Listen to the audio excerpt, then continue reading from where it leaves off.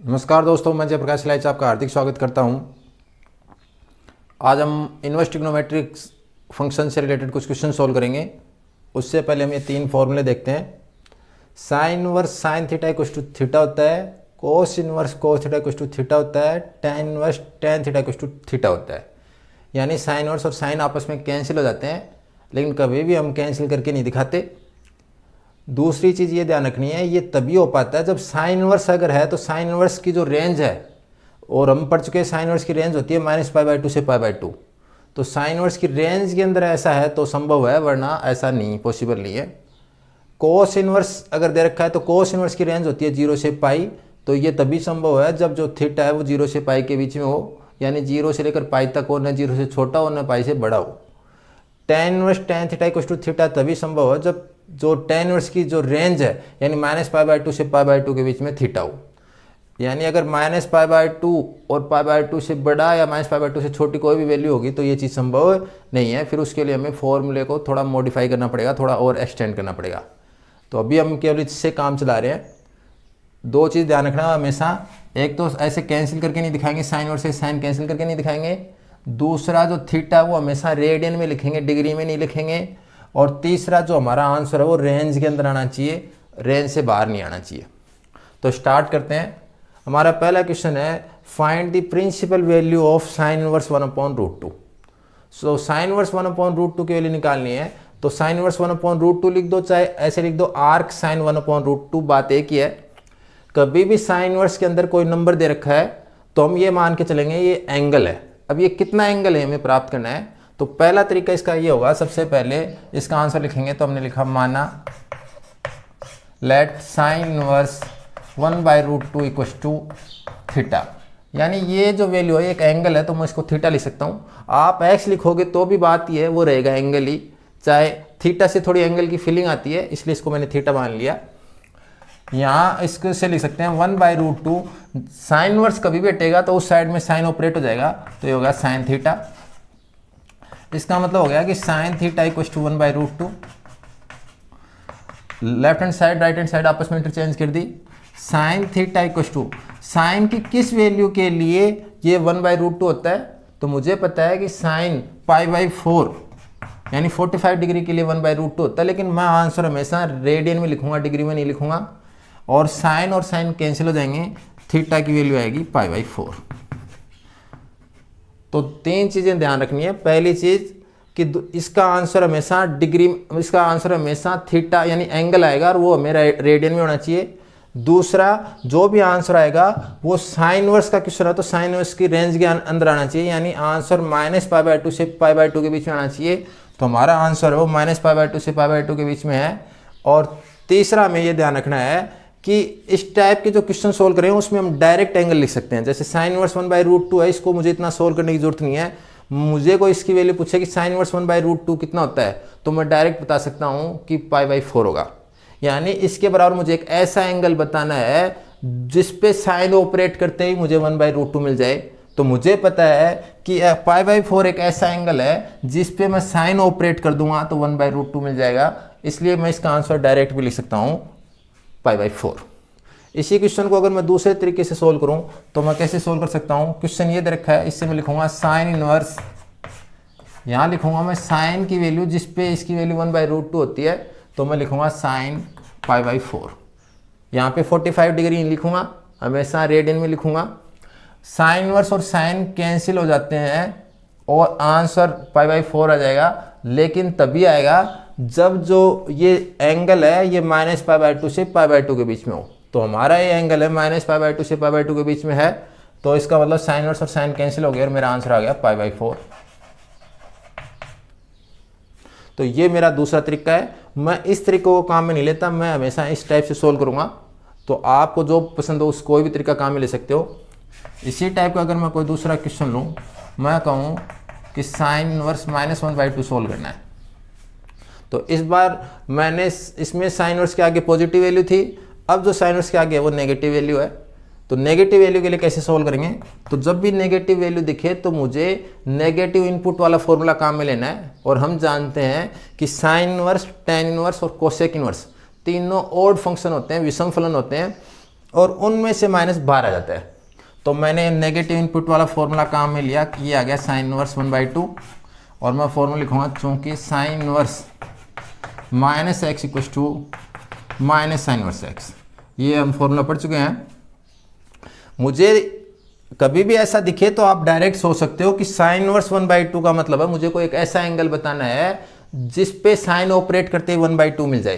तो मुझे पता है कि 30 डिग्री यानी π/6 ऐसा एंगल होता है। तो माइनस साइन तो था ही, ये होगा π/6 ऐसा। लेकिन एग्जाम में, कंपटीशन एग्जाम में सोचना है, एग्जाम में कैसे करेंगे, इसे लिखेंगे साइन इनवर्स, साइन की किस वैल्यू के लिए 1/2 होता है, तो ये होता है साइन π/6।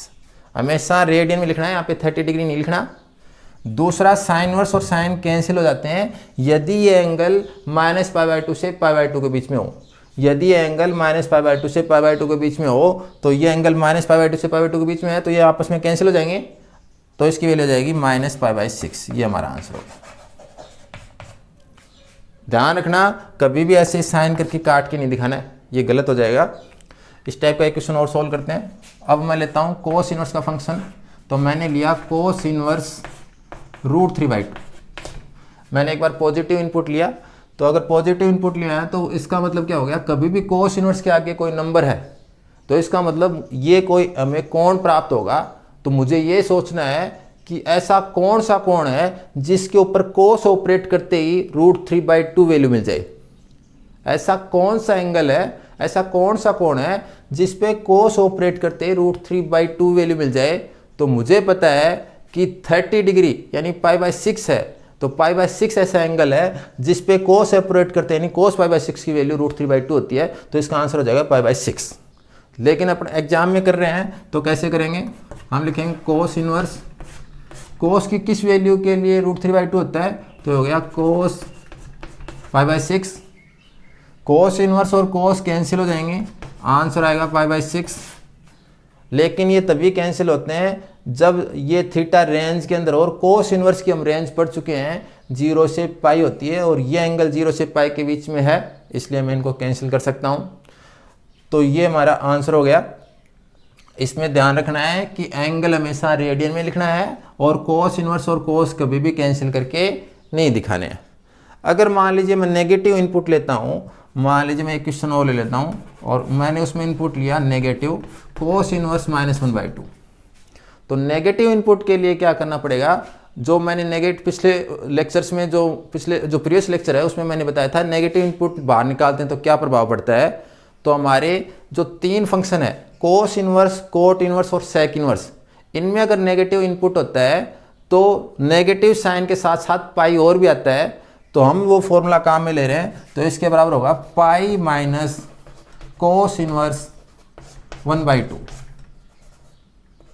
पाई माइनस कोस इनवर्स 1/2।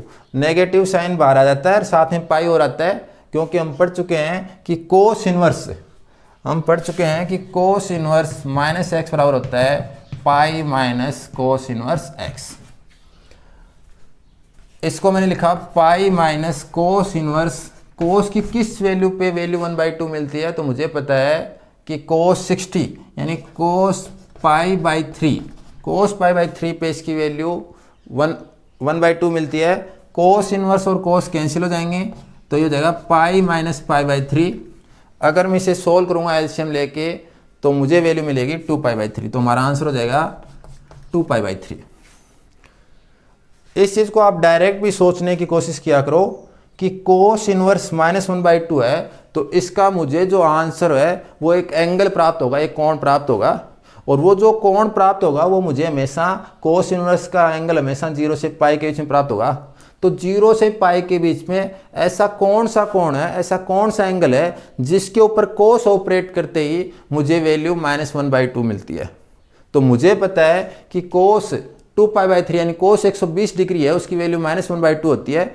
तो मैं इसकी वैल्यू डायरेक्ट भी सोच सकता हूँ कि इसकी वैल्यू 2π/3 होगी।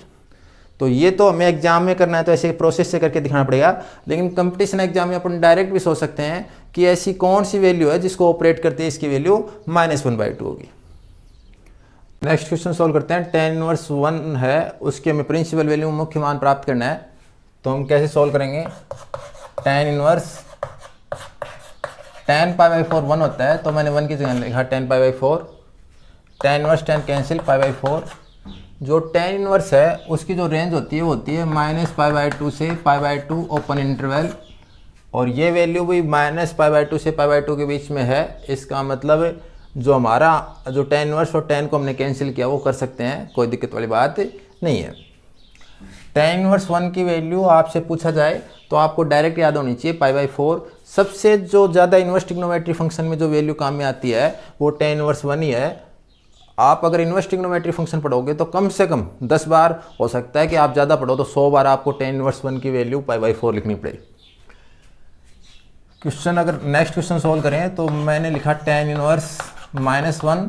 नेगेटिव इनपुट के लिए क्या करेंगे, तो नेगेटिव इनपुट के लिए हमें पता है कि जो टेन इनवर्स है वो ओड फंक्शन है, तो माइनस बाहर आ जाएगा और रीजन लिखेंगे tan inverse minus equal to minus tan inverse X. आपको बता चुके जो तीन फंक्शन है, जो साइन इनवर्स, टेन इनवर्स और कोसेक इनवर्स, ये ओड फंक्शन होते हैं। जिसे याद करने के लिए मैंने बताया था सीता कौशल्या। तो सीता अगर कौशल्या इनमें से कोई भी इन्वर्स ट्रिग्नोमेट्री फंक्शन आता है तो उसमें नेगेटिव इनपुट होता है तो वो नेगेटिव साइन बाहर आ जाता है, तो मैंने माइनस साइन बाहर ले लिया। और टेन इनवर्स 1 अभी हमने सोल्व किया है पाई बाई 4, तो मैं इसकी वैल्यू पाई बाई 4 डायरेक्ट लिख सकता हूँ। लेकिन अगर एक स्टेप और लिखें तो पहले पाई बाई 4 लिखा, ten pi by 4, ten inverse ten cancel हो जाएंगे, माइनस पाई बाई 4 हमारा आंसर आ जाएगा। नेक्स्ट क्वेश्चन सोल्व करते हैं। तो हमने एक नेगेटिव इनपुट के लिए और लेते हैं क्वेश्चन। टेन इनवर्स मान लीजिए मैंने ले लिया -√3, तो हमारा ओड फंक्शन है सीता या कौशल्या। सीता कौशल्या यानी साइन इनवर्स, टेन इनवर्स और कोसेक इनवर्स में नेगेटिव इनपुट है तो माइनस बार, और जो टेन की वैल्यू है वो √3 होती है 60 डिग्री पाई बाई 3 पे। Ten inverse ten cancel, pi by 3 आ जाएगा, माइनस साइन पहले से है तो हमारा आंसर आ जाएगा माइनस पाई बाई 3। अगर मैं कोट इनवर्स का क्वेश्चन लूँ तो अगर मैं नेक्स्ट क्वेश्चन लेता हूँ कोट इनवर्स का, तो कोट इनवर्स, अगर कोट इनवर्स में अगर मैं 1/√3 सोल्व करूँ तो कोट इनवर्स 1/√3 कैसे सोल्व करेंगे, तो इसे सोल्व करने के दो तरीके हैं। पहला तरीका क्या है कि कोट इनवर्स, मुझे पता होना चाहिए कि जो कोट इनवर्स है उसकी वैल्यू 1/√3 कब प्राप्त होती है। तो मुझे पता है कि कोट 60 डिग्री पाई बाई 3 पे वैल्यू 1/√3 होती है। कोट इनवर्स और कोट कैंसिल, आंसर हमारा आ गया पाई बाई 3। जो कोट इनवर्स की जो रेंज होती है वो होती है 0 से पाई क्लोज इंटरवल। जो इसकी रेंज होती है वो 0 से पाई होती है क्लोज इंटरवल, और 0 से पाई क्लोज इंटरवल के बीच में ये वैल्यू है। इसका मतलब हम कोट इनवर्स और कोट को कैंसिल कर सकते हैं। लेकिन कई स्टूडेंट्स को सिर्फ साइन, कोस और टेन की वैल्यू याद रहती हैं, कोट इनवर्स, सेक इनवर्स और कोसेक इनवर्स की वैल्यू याद नहीं रहती। तो उनके लिए ज़्यादा अच्छा ये है कि वो कोट इनवर्स को टेन इनवर्स में चेंज कर लें। तो अगर मैं इसी क्वेश्चन को दूसरे मेथड से ट्राई करूं तो दूसरे मेथड से कैसे कर सकते हैं, तो मैंने लिखा कोट इनवर्स, क्वेश्चन में रखा है कोट इनवर्स 1/√3, इसको मैंने लिखा टेन इनवर्स √3। अगर कोट इनवर्स के अंदर कोई भी वैल्यू है, मान लो x है, तो टेन इनवर्स के अंदर वो 1/x हो जाता है, यानी उल्टा हो जाता है। तो 1/√3 का उल्टा होता है √3/1, और 1 से डिवाइड करने पर कुछ फर्क नहीं पड़ता। तो मैंने इस कोट इनवर्स को किस में बदल लिया, टेन इनवर्स में बदल लिया। ये तभी बदल सकते हैं जब जो अपना इनपुट है, जो वैल्यू है वो पॉजिटिव हो। नेगेटिव वैल्यू के लिए अगर अपना ऐसा बदल देंगे तो वो गलत हो जाएगा, ये फॉर्मूला लागू नहीं होगा। तो कोट इनवर्स को टेन इनवर्स में बदलते टाइम आप ध्यान रखें कि पॉजिटिव इनपुट हो, या कोशिश करें नेगेटिव इनपुट वालों को बदले ही ना, सिर्फ पॉजिटिव इनपुट वालों को ही बदले, ताकि इसमें ऐसा कोई दिमाग में मेंटली प्रेशर ना हो कि किसको बदलना है किसको नहीं बदलना है। और टेन की वैल्यू में मोस्टली कोट इनवर्स की, कोट की तुलना में टेन की वैल्यू में ज़्यादा अच्छे तरीके से याद रहती हैं। तो मैं इसमें लिखूँगा टेन इनवर्स और टेन 60 डिग्री, यानी 10 पाई बाई 3 होता है √3। टेन इनवर्स और 10 कैंसिल हो जाएगा, तो हमारा जो आंसर है वो आएगा पाई बाई 3। तो इस प्रकार इसकी वैल्यू आप इस तरीके से निकालोगे तो भी पाई बाई 3 आएगी, आप टेन इनवर्स में चेंज करके निकालोगे तो भी पाई बाई 3 आएगी। अगर कोट इनवर्स में मैं नेगेटिव इनपुट लूँ, मान लो मैं नेक्स्ट क्वेश्चन लेता हूँ कोट इनवर्स -1/√3। तो मुझे पता है कि 1 का रूट लेने पर 1 ही होता है, तो मैं इसको 1/√3 लिख सकता हूँ। तो मैंने इसको लिखा कोट इनवर्स -1/√3। अगर कोट के अंदर नेगेटिव इनपुट है तो मैंने बताया अगर साइन इनवर्स, टेन इनवर्स और कोसेक इनवर्स, सीता कौशल्या, इनमें से कोई भी हो तो -12 आ जाता है। बाकी जो 3 फंक्शन है कोस इनवर्स, कोट इनवर्स और cosec inverse, cos inverse, cot inverse और सेक इनवर्स, ये जो 3 फंक्शन है इनमें माइनस तो बार आता है, साथ में पाई प्लस में ऐड और होता है। तो इसको हम लिख सकते हैं -12 लिखा कोट इनवर्स 1/√3, और पाई को जो मैं ऐड यहाँ आगे भी कर सकता हूँ। कई लोग ऐसा नहीं लिखना चाहें तो ऐसे भी लिख सकते हैं, पहले पाई लिखें, पाई माइनस कोट इनवर्स 1/√3। तो माइनस साइन तो बाहर आता है, पाई ऐड होता है, चाहे आप बाद में ऐड कर दो चाहे पहले ऐड कर दो, उससे कुछ फर्क नहीं पड़ता। अगर ये वैल्यू आपने लिखी है तो फिर इसको आगे कैसे सोल्व करेंगे? तो ये चीज़ वैसा ही है जैसे हमने अभी सोल्व किया था। तो मैं चाहूँगा कि आप हमेशा टेन इनवर्स में बदल के सोल्व करें, बाकी आपको जो इजी लगता है वो सही है। यहाँ मैंने इसको लिखा पाई माइनस टेन इनवर्स √3, और इसको मैंने लिखा पाई माइनस टेन इनवर्स √3 यानी π/3। tan π/3 यानी tan 60 डिग्री होता है, वो √3 होता है।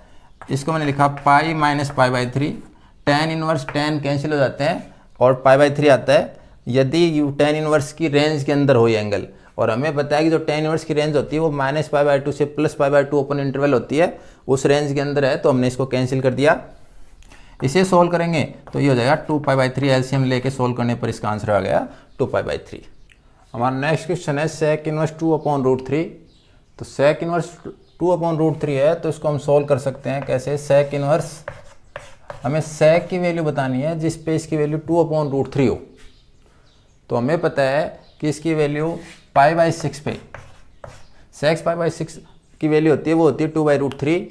सेक इनवर्स और सेक कैंसिल हो जाएंगे, आंसर आ जाएगा π/6। जो सेक इनवर्स है उसकी जो रेंज होती है वो होती है क्लोज इंटरवल 0 to π माइनस π/2। तो जो वैल्यू है वो हमारी 0 से π के बीच में ही है और π/2 भी नहीं है। इसका मतलब हम सेक इनवर्स और सेक को आपस में कैंसिल कर सकते हैं। लेकिन मेरा ये मानना है कि जो सेक की वैल्यू याद रखना थोड़ा सा हार्ड रहता है, तो उसकी तुलनात्मक हम इसको अगर कोस इनवर्स में चेंज करके करें तो ज़्यादा बढ़िया रहेगा।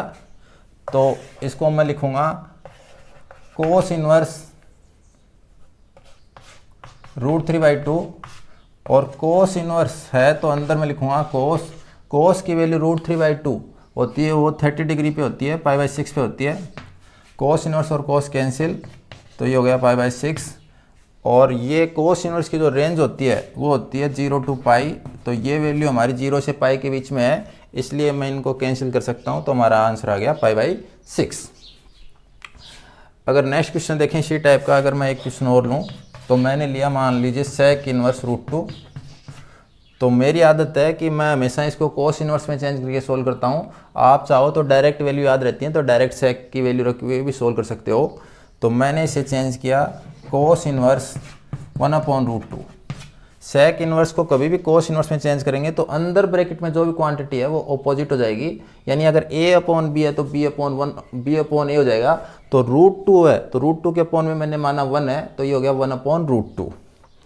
अब मुझे पता है कि जो कोस की वैल्यू है π/4 पे 45 डिग्री पे 1/√2 होती है, तो मैंने इसकी जगह लिखा कोस π/4, और कोस इनवर्स और कोस कैंसिल हो जाएंगे और हमारा आंसर आ जाएगा π/4। और ये जब भी फॉर्मूला लगाएं तो बार बार इसकी रेंज ज़रूर लिखते रहें ताकि आपको रेंज भी याद रहे और आपको आगे कंपटीशन एग्जाम दो तो उसमें कोई दिक्कत ना हो। अब अगर मान लीजिए कोई नेगेटिव इनपुट हो, मैं एक क्वेश्चन और लेता हूँ नेगेटिव इनपुट के लिए। मान लीजिए सेक इनवर्स -2 है, तो अगर कभी भी नेगेटिव इनपुट है तो मैंने बताया कि साइन इनवर्स, टेन इनवर्स और कोसेक इनवर्स में नेगेटिव साइन बाहर आता है, जबकि कोस इनवर्स, कोट इनवर्स और सेक इनवर्स में नेगेटिव साइन बाहर आता है, साथ में पाई ऐड और होता है। तो मैं इसकी फॉर्मूला लगाऊंगा तो ये जाएगा पाई माइनस सेक इनवर्स 2, यानी माइनस बाहर आ गया और साथ में पाई और ऐड हो गया। अब मैं इसमें फॉर्मूला लगाऊंगा, सेक इनवर्स को मैं चेंज करूंगा कोस इनवर्स में। तो अगर मैं कोस इनवर्स में चेंज कर रहा हूँ तो ये हो गया कोस इनवर्स 1/2। अगर ये 2 है तो 2 को मैंने लिखा 2/1 और 2/1 का जो उल्टा होता है वो 1/2 होता है, तो इसको मैंने 1/2 लिख दिया। कोस की वैल्यू 1/2, कोस की वैल्यू 1/2 60 डिग्री पे होती है, π/3 पे होती है। और अगर कोस इनवर्स कोस कैंसिल करेंगे तो पाई माइनस π/3, कोस इनवर्स और कोस कैंसिल कर सकते हैं क्योंकि जो π/3 है वो कोस इनवर्स की रेंज 0 से पाई के बीच में है। पाई में से π/3 घटाया 2π/3, ये हमारा आंसर हो गया। इसी प्रकार अगर मैं कोसेक इनवर्स के क्वेश्चन लूँ तो कोसेक इनवर्स के क्वेश्चन में अगर मैं पहला क्वेश्चन लेता हूँ कोसेक इनवर्स 1, अगर कोसेक इनवर्स 1 है तो पॉजिटिव इनपुट है, तो कोसेक इनवर्स का जब भी कोई क्वेश्चन आए तो आप कोसेक की वैल्यू भी लिख के भी सोल्व कर सकते हैं, लेकिन मेरी हमेशा आदत है मैं कोसेक इनवर्स को हमेशा साइन इनवर्स में चेंज करता हूँ। तो ध्यान रखना आप sine cos, cos tan, cot, sec और कोसेक। तो अगर कोसेक इनवर्स हो तो उसको साइन इनवर्स में चेंज करना, सेक इनवर्स हो तो उसको कोस इनवर्स में चेंज करना, और कोट इनवर्स है तो उसको टेन इनवर्स में चेंज करना। लेकिन इसमें ध्यान रखना ये तभी चेंज कर सकते हैं जब पॉजिटिव इनपुट हो, नेगेटिव इनपुट के लिए नहीं होता। उसका रीज़न ये है कि जो साइन इनवर्स और कोसेक इनवर्स है वो दोनों हमेशा ऑड फंक्शन होते हैं, तो कोई दिक्कत नहीं है। ये अगर कोस इनवर्स और सेक इनवर्स की बात करें तो ये दोनों हमेशा नए तो इवन है नए ऑड है, तो इन दोनों की नेचर भी सेम है। लेकिन टेन इनवर्स और कोट इनवर्स की बात करें तो टेन इनवर्स तो ऑड फंक्शन है, विषम फलन है, जबकि जो कोट इनवर्स है वो हमारा नए इवन फंक्शन है, नए ऑड फंक्शन है। तो ये वैल्यू हमेशा पॉजिटिव वैल्यू देता है, जबकि ये पॉजिटिव और नेगेटिव दोनों वैल्यू देता है। इसलिए जब दोनों पॉजिटिव वैल्यू देते हैं तब तो इक्वल रहते हैं, लेकिन अगर एक ये नेगेटिव वैल्यू देता है और ये हमेशा कभी भी नेगेटिव वैल्यू नहीं देता तो ये इक्वल नहीं हो सकते। इसलिए इसमें जब भी फॉर्मूला लगाते हैं तो इनपुट पॉजिटिव होना चाहिए। तो कोसेक इनवर्स 1 की बात करें तो जो कोसेक इनवर्स को चेंज करूँगा मैं साइन इनवर्स में, तो मैंने इसको चेंज किया साइन इनवर्स, और एक का उल्टा भी एक ही होता है, और साइन की वैल्यू 1 होती है वो π/2 पे होती है, तो मैंने इसको लिखा साइन इनवर्स साइन π/2, और साइन इनवर्स और साइन कैंसिल हमारी वैल्यू होगी π/2, तो इसका आंसर आ जाएगा π/2। आप चाहते तो यहाँ पे सीधा लिख सकते थे कोसेक π/2, कोसेक इनवर्स और कोसेक कैंसिल हो जाता, π/2 आंसर आ जाता, तो ये नहीं करना पड़ता। लेकिन एक रूटीन बनाना चाहिए, आपको एक प्लेटफॉर्म मिलना चाहिए, इस टाइप से हमें काम करना है। तो हमेशा आप या तो कोसेक की वैल्यू लिख के करो और या आप हमेशा ही साइन इनवर्स में चेंज करके करो। इस टाइप का एक एग्जाम्पल और लेते हैं। क्वेश्चन नंबर 14 मैंने लिया कोसेक इनवर्स 2, तो कोसेक इनवर्स 2 को सोल्व करने के लिए मैंने इसको चेंज किया साइन इनवर्स में। ध्यान रखना कोसेक इनवर्स साइन इनवर्स में चेंज होगा, सेक इनवर्स कोस इनवर्स में चेंज होगा, कोट इनवर्स टेन इनवर्स में चेंज होगा। तो कोसेक इनवर्स को साइन इनवर्स में चेंज किया, 2 का उल्टा 2 के बट्टे में मैंने 1 लिखा, 2/1 का उल्टा होता है 1/2, साइन की वैल्यू 1/2 π/6 पे 30 डिग्री पे, और साइन और साइन कैंसिल हो जाएगा, π/6 आ जाएगा। और हम जब भी ये कैंसिल करेंगे तो हमें देखना चाहिए कि वो आंसर रेंज के अंदर है, ये वैल्यू रेंज के अंदर है या नहीं है। तो हमारी जो साइन इनवर्स की जो रेंज होती है वो होती है -π/2 से π/2, और उसी रेंज में है, इसका मतलब हमने सही किया है। अगर नेगेटिव इनपुट हो तो कैसे करेंगे? मान लीजिए मेरे पास है कोसेक इनवर्स और मैंने इसको ले लिया -√2, तो नेगेटिव इनपुट के लिए मैं कैसे सोल्व करूंगा? तो मुझे पता है कि कोसेक इनवर्स ऑड फंक्शन है, या फिर ये कहो कि सीता और Kaushalya sign inverse tan inverse और कोसेक इनवर्स में -12 आ जाता है। तो मैंने इसको लिखा माइनस कोसेक इनवर्स √2, और अब मैं इस कोसेक इनवर्स को जैसे ही पॉजिटिव वैल्यू हो गई -12 आ गया, मैं इसको चेंज कर दूंगा साइन इनवर्स में। तो मैंने इसको लिखा माइनस साइन इनवर्स, और √2/1 है तो मैंने इसको लिखा 1/√2, और साइन इनवर्स 1/√2 ये वैल्यू होती है साइन π/4 की। Sine inverse sine π/4, sine inverse और साइन कैंसिल, π/4 आ जाएगा, माइनस पहले से है तो हमारा आंसर आ जाएगा -π/4।